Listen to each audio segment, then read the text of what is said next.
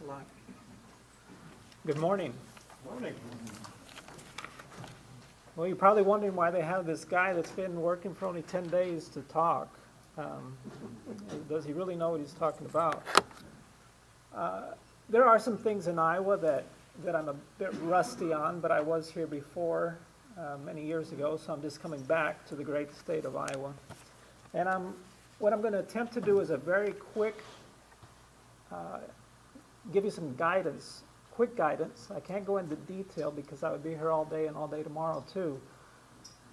But on what to look for when you're with your clients in the field, quick, and what NRCS can do for you in our field offices, area offices, maybe even up to the state office, to assist your clients to understand what they need, what their resource concerns are, what conservation practices may be useful to them, and what the process is. The process for applying for our conservation programs at the SWCD level, the district level is the easiest. Then NRCS gets a bit more complicated than that, but overall it is not impossible.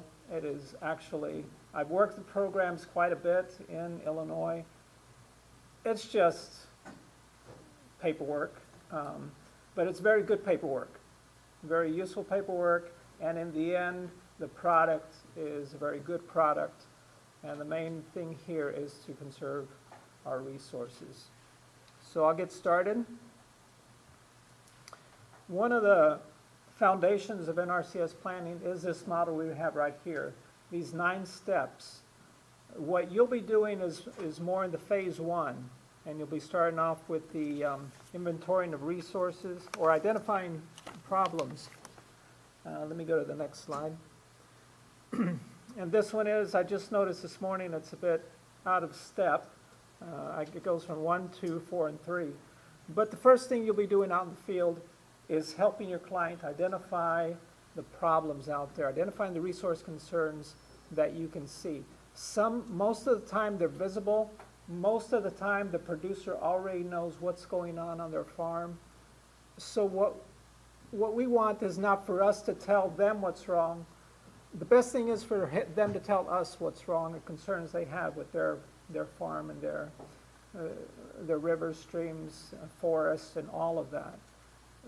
This is more producer-driven process where we want to address their needs, their concerns, their objectives. And if we can start with that, it's all going to be much easier instead of us pushing on them, this is what you need to do. These are your problems. These should be your objectives. It should be the other way around. They should be the ones coming to us. They should be the ones telling us, I was out there with the tractor and I saw this and something's wrong. Or the rain just came and it all just went way off. It's not going in. It's not going in. So that's the main objective, hopefully, that as you're out in the field working with your producers, they're identifying their concerns. More to the basics of NRCS. These are the basic resource concerns that we look at. We have the saying of SWAPA, and we've also added the energy at the end. And this, I think, came along with the 14 Farm Bill, where we really started bringing in more conservation practices to deal with energy conservation. So almost all of you are probably familiar with these. The human aspect is the socioeconomic part that is also very important to our producers, besides all the other 5.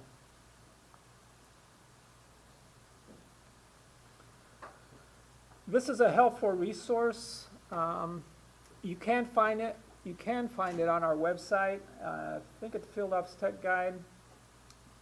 In Illinois it is. I'm still learning here in Iowa. For the Iowa people, Barb is there. Is it on the Field Office Tech Guide, or is it on our website, or something similar to this? Okay. Excuse me. This is a very good, useful tool that I find.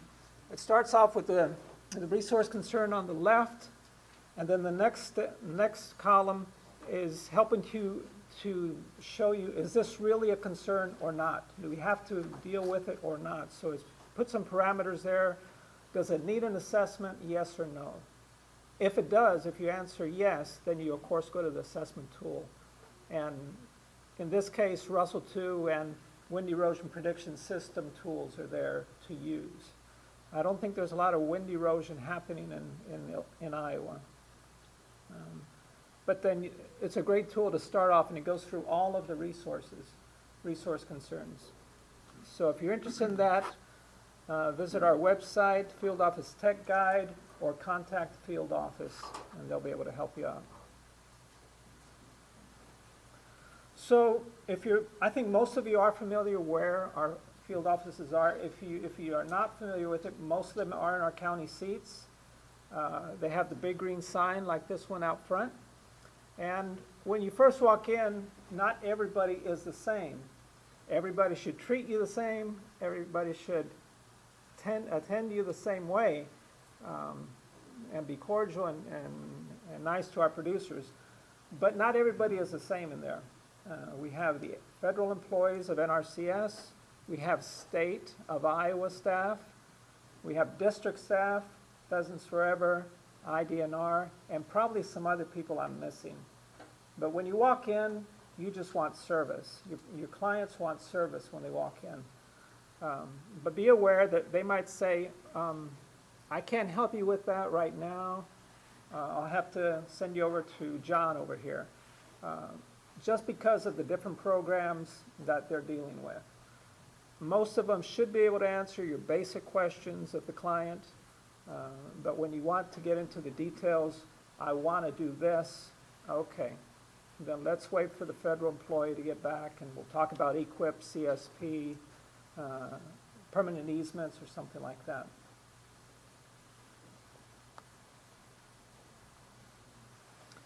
So what can they offer at the field office? They can discuss the objectives and needs and concerns that the producer has. They go to the site, go to the farms, do an inventory. While they're out there, they identify concerns. But before going to the field, a lot of times what I used to do was I'd get out the map, get on the aerial photo, see if I can see anything before I go. So I can go out to that specific site on the farm, or the producer is already telling me, over here I have an issue. Once we do go out, we discuss potential alternatives. And the final bullet, the producer is the one that is deciding which one to implement. It's very important that we are not dictating what they should do. And I think I've emphasized that quite a bit, but that's just good customer service.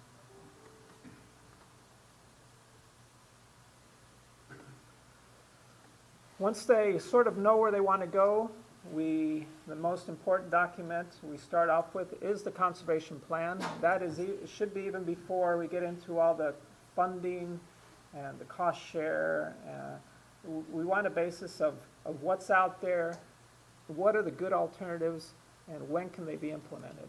And the conservation plan does that. Together with the plan, we also develop what we call job sheets, which are individual for each conservation practice, and they follow our NRCS standards and specifications. We also have what we call enhancement activity job sheets for CSP, which are a little different from our standard NRCS practice job sheets, but it's sort of a similar ones. For the ones for the Conservation Stewardship Program, those enhancement job sheets are also completed. Also maps. We develop maps, aerial photos, maps that clearly identify and should clearly identify where the practice is on the ground and what field it is, acres, HEL or non-HEL. All that information should be on the map along with a legend, a north arrow, and all the client's information, track number should be identified on the map. So the field office employees also, if it requires, they go out and lay out, design, and survey conservation practices. And of course, follow-up assistance as needed. Once we complete practices, once they are on the ground, that does not end right there. There should be follow-up on our part. The producer should also come in, and even time later, years later, we should be, how's it going with that practice? If there's a failure or something, it needs to be addressed.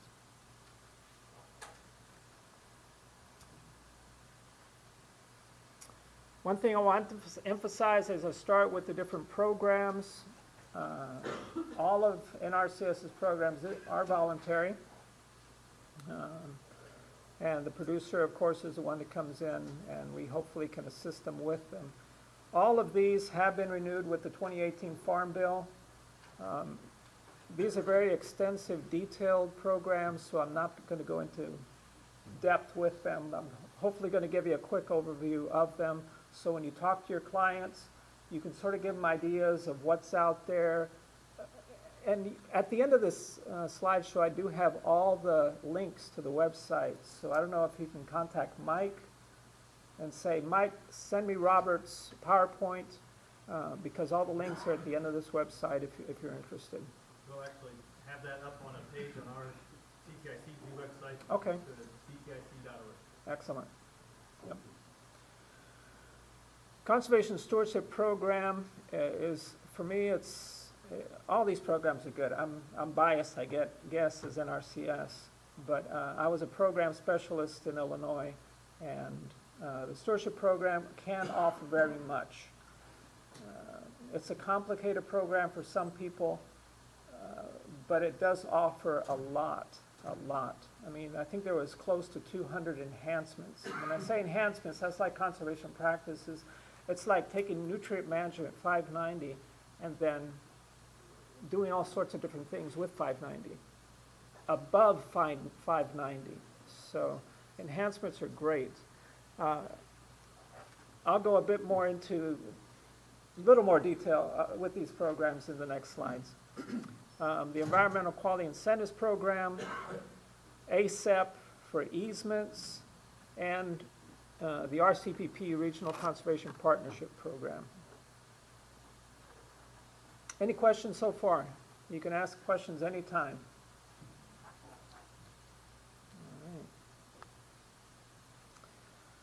Okay, as with anything, you're going to get money from, usually from the government. There are requirements. So when you talk to your clients, it's not walk in, give me the money, let me put it on. The land needs to be eligible. So most of the time, most of our federal programs, it's on privately owned land. The producer needs to be eligible. And I put three things there: interest, control, ownership. Interest, and this varies with the different programs. For EQIP, if they have an interest in the land, they're eligible. For CSP, they actually need to have control of the land. They're the decision maker of the land. And for easements, they need to own the land. So there are requirements for that. One thing we haven't talked about is HEL and wetland compliance. This is a regulatory part of it. They do need to be in compliance with HEL and wetlands. So, and if you go out to the farm and there's some ephemeral erosion happening, there's some gully erosion happening, don't say, oh, you're going to be out of compliance if you go and apply, so you won't even be eligible. That's not the case. When we say you're not in compliance with HEL, that means they've already completed a determination and determined that you are out of compliance. So you're still eligible until you're determined to be not in compliance. So what will happen, and I've also worked with HEL compliance, if an NRCS employee goes out and determines that you are not in compliance, what you do, you have 45 days to get a conservation plan and get into compliance. And you have 1 year to resolve it. So 1 year to install the practice or whatever needs to be done. So I don't want that to discourage anyone from saying they're not going to be in compliance and not eligible. We also assist the beginning farmers and historically underserved producers. Veterans, there's a benefit for being a veteran, but right now with Farm Bill how it is, the veterans also have to be beginning farmers.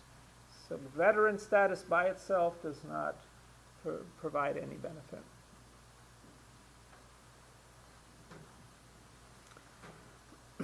Okay, starting off with EQIP. Their EQIP is just expanded. I've been with NRCS for about 21 years now, and it has just grown from the 1996 Farm Bill to what we have today. And I like what's out there. I broke this down into a few funding categories, but we have so many more others here in Iowa.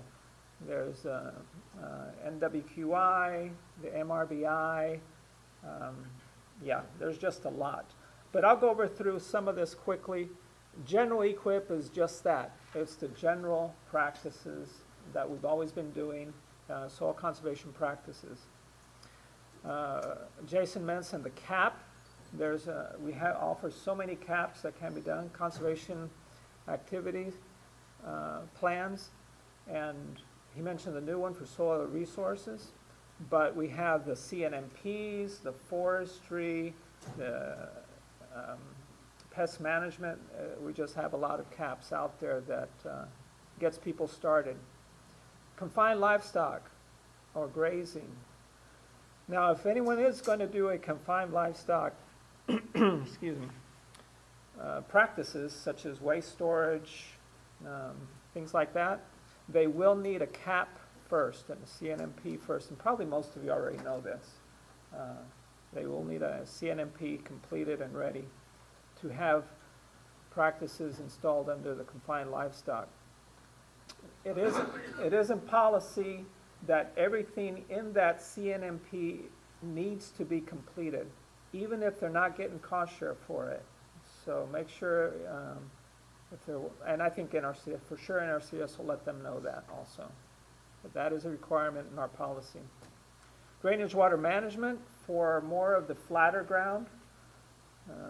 In there we also pay for the denitrifying bioreactors that were talked about, saturated buffers. Forest management implementation, on-farm energy, lighting, energy systems. So that's fairly new. Organic covers almost all of the things, general EQIP, all those types of practices. The thing is, they have to be either transitioning to organic or organic already, and then they qualify for fund codes.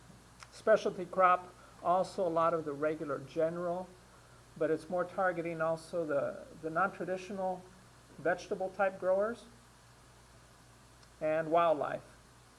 In the wildlife, they can also have prescribed fencing, grazing for fencing, things like that.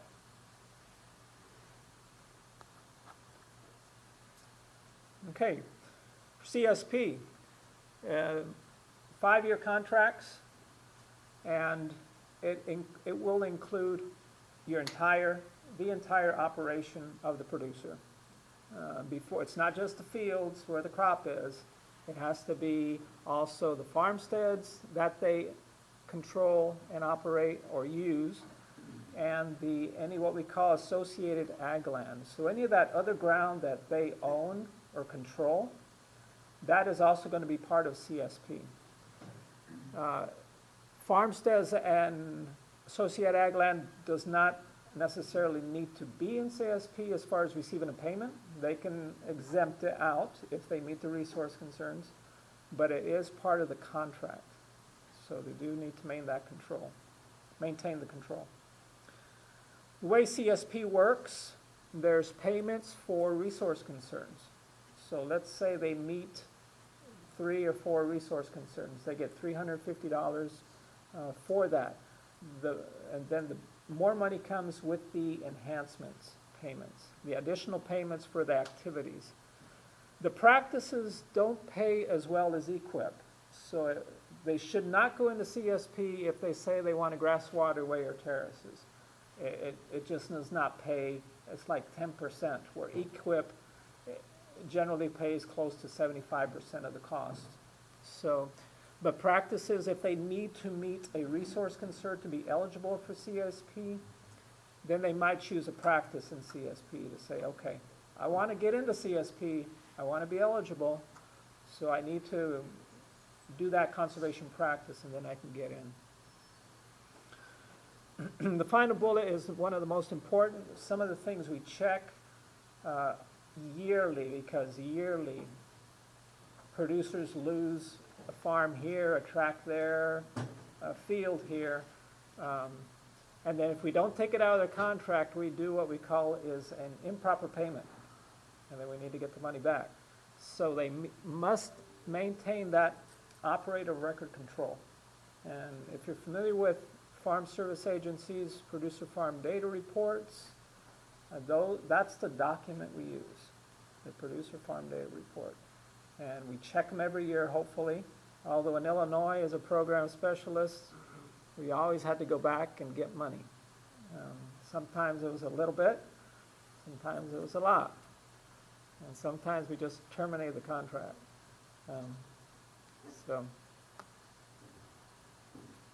Okay, ASEP, easements. Well, there are two main types of easements with ASEP, ALE and WRE. In the area office I worked in, we had 0 ALE easements. It's more geared towards the partnership, tribes, state and local government. It's not that individual producer that you might be working with or entity out there that is farming. Most of the time, if they're interested in something in an easement, it's going to be the WRE easement. The WRE, of course, has permanent easements and the 30-year easements. And there's more detail to all of this, but I'm giving you just the rough information. Most of the time, if you're out working with a producer and they say, every other year this field's getting flooded and I lose my crop, it might be a good option for an easement. And I think Jason was mentioning that there are some good rates per acre that are being paid. And for the permanent easement, it is, most of the time it's 100% restoration costs. And we do pay 100% of the easement. So it's a good deal for that marginal ground out there that just is not producing like it should produce. Most of it does need to be hydric soils. We can't go out and say, well, that's not producing very much, I want it to easement. Nope, it has to have hydric soil. Okay, the RCPP is more directed to the special project or watersheds. So it's not statewide. So if you want to look into this option, you'll have to go to the website and see exactly where, or talk to the NRCS field office and see where the RCPP watersheds are. It's very similar to EQIP in the requirements and payments, and the applications can be partner entities or individuals.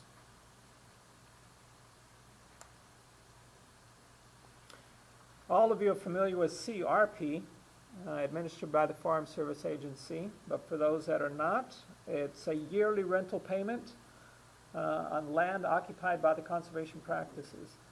It's not an extensive list of conservation practices that they have, but they have a lot of good conservation practices.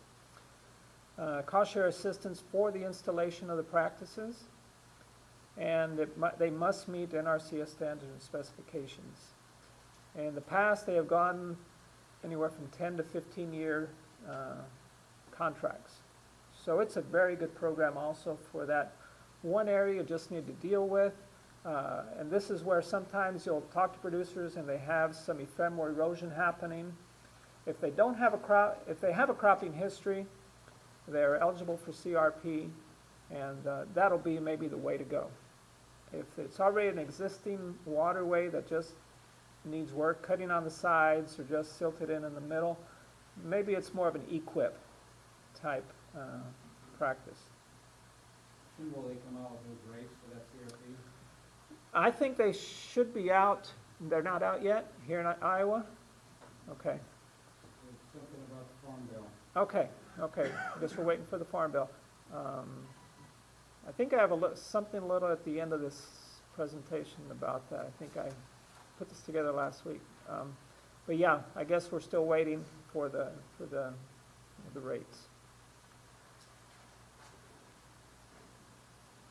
All right, going from the federal to the state, and I haven't dealt too much with Iowa, but I did find this out, this type of information.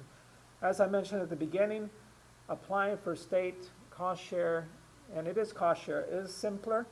You may not get as much, the producer may not get as much money for the practice, but it is simpler, and it may be there. For federal type funding, it's maybe much more competitive, and all the funds are used up, and then you have the option of going to the state funds.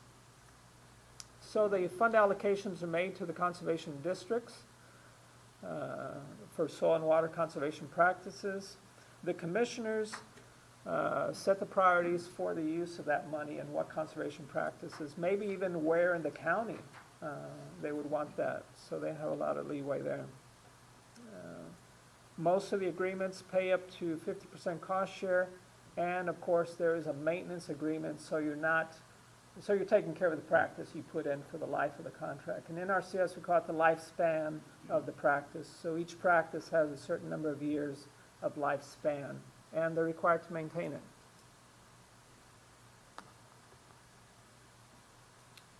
REAP also is through, I think, 4 different agencies here in the state. I just chose IDOLS there, but it is also cost-shared landowners for practices for water quality. As with IFIP, as the district set the priorities for the practices. There is more money here, though, up to 75% compared to 50% with IFIP. And also the same thing, maintenance agreements. Not all the practices, of course, 20. I said that's up to 20, depending on the type of practice. Grass waterways are usually 10 years.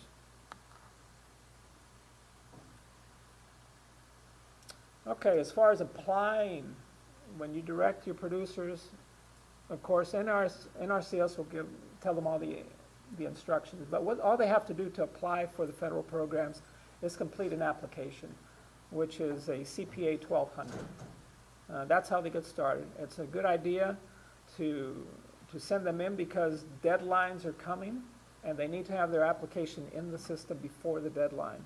So it's what we call continuous sign-up time. They can sign up anytime. As long as their application is in the system, they won't miss that application deadline. At the time of signing the 1200, they should also receive what we call a CPA 1202 appendix to this form. The CPA 1202 is the contract. Inside this appendix are all the rules for the program. So some of these get up to 17, 18 pages long, but there's a lot of good information that's required that they should know before they get into a contract with the federal government. What is expected of me? Most of the time it's just common sense stuff. Do what you're supposed to do, and we'll do what we're supposed to do. It'll all work out. As I mentioned, each program has specific application and ranking cutoff dates, although you can turn in that application at any time. So when you say funding decisions are usually made soon after the ranking cutoff. Correct. What kind of? I would say, of my experience, we were looking at 3 to 4 weeks or less, in my experience. Sometimes it was a week. Week after the ranking cutoff, the state office would send us the list of the ones that were funded. So between a week, 3 weeks. And that's different from the application cutoff. The application cutoff might be even a month or 2 months before the funding cutoff. For state assistance, it's much more easier, I think. You complete an application in the office. It is a first come, first serve allocation basis. So, the districts may set limits to how much each landowner is able to receive. So one landowner can't come in and say, I want to do this many projects, this many practices. When the next guy comes in, all I wanted was a grass waterway. So all the money's gone. So they set limits. Okay, quickly going over what's in a new farm bill for the federal programs. EQIP did increase by about $1 billion compared to the 2014 Farm Bill. And the ranking cutoff dates here in Iowa, one's already passed, and the next one is March 15th. So if you know anyone that may be interested, I haven't worked with programs here in Iowa yet, so I'm hoping that they still have a chance for the application cutoff date. I should have asked that before I came. But that's what's on the website.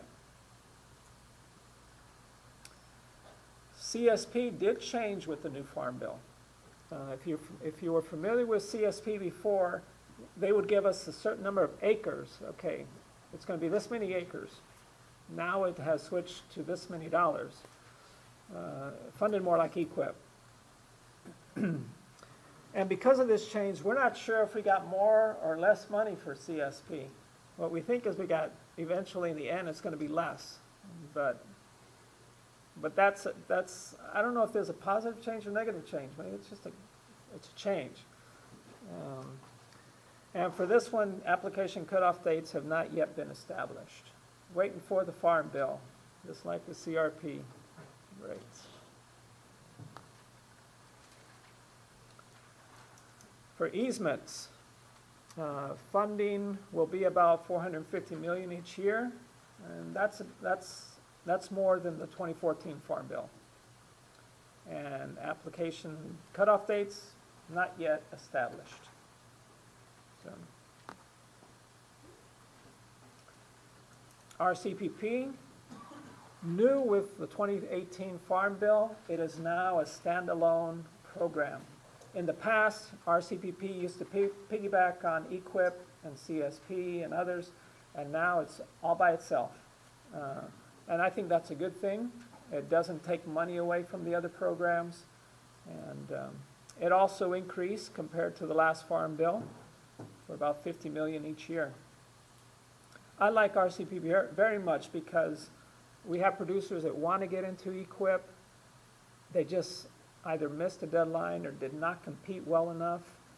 The requirements to get into maybe some EQIP is not met. And with RCPP, I just want to do cover crop, or I just want to do nutrient management, or I just want to do this, and it's there. So I like RCPP, at least my experience in the past. And there's the cutoff dates. And with CRP, we have what we call a general and a continuous sign up. The general is that more like what I mentioned with EQIP, there's certain dates, times that you can sign up. The continuous sign up is just that, and practice can be installed throughout the year. Most contracts do start at the beginning of the fiscal year, October 1st. And here are the slides that Mike will have available. These are links to the Iowa website locations for federal. Those are all federal. I did include also here, besides NRCS, CRP, the FSA CRP link also.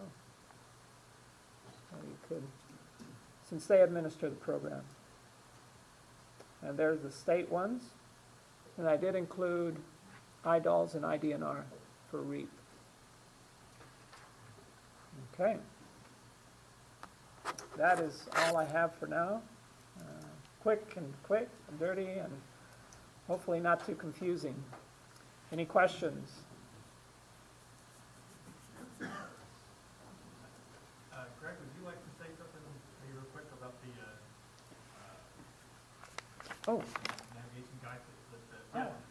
this is a great, Mike sent this link to me. This is a great guide, How to Improve Water Quality on Iowa Farms. It just expanded on what I said a lot in the end. Identified a lot of conservation practices, and then at the end it talked about how to apply. It's a very good document. And Greg, if you want to say any more about it, I thought it's great. It's like 60-something pages long or something like. Yeah, that's the 4 plus. Yeah. And you say you have some copies, Mike, in the back? Or you I can? think I may have ended up leaving back at the hotel, but that Okay. is available on the 4 plus Yeah. website under the resources tab. Everything I talked about today, this is expanded and good information. So please visit that site and get this. How to Improve Water Quality on Iowa Farms. Step-by-step guide for navigating conservation programs for farmers and landowners. So, one thing I did see in here, it does mention Dun SAM. That's out. We no longer require Duns and SAM for producers, for entities. If you're not familiar with it, that's okay, it's gone. So, okay. If there are no questions, I am done, Mike.